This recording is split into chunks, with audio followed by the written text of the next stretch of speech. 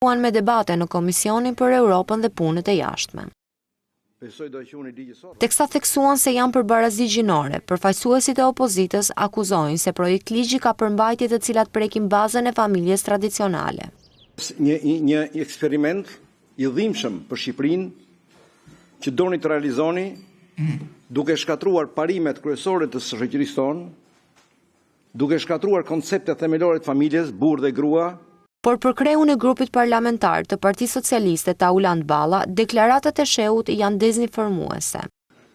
Se betejë më e madhe sot e demokracisë është përballja me dezinformimin.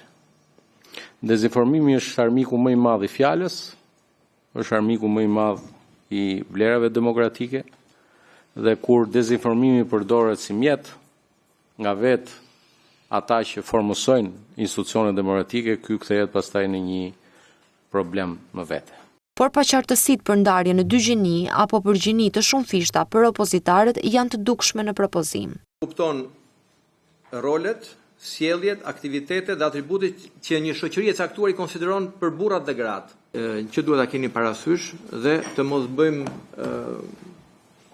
perifrazime të cilat nuk bëjnë gjë tjetër, vetëm fusin si kal troje një koncept i cili është i papranueshëm. Ndërkohë, deputeti Erald Kapri quan të pakuptimt pikën 3 të Nenit 3. Neni 3.3. Atëre, nonsensi është tu. Si ka mundësi ku në të gjithë parimet që ne kemi në të tjerat, kur dikush akuzohet dhe bara i takon akuzuesit, tuna që nga e kundërta. Por pavarësisht debateve, projekt ligji e kaloi provën e këtij komisioni me votat e mazhorancës.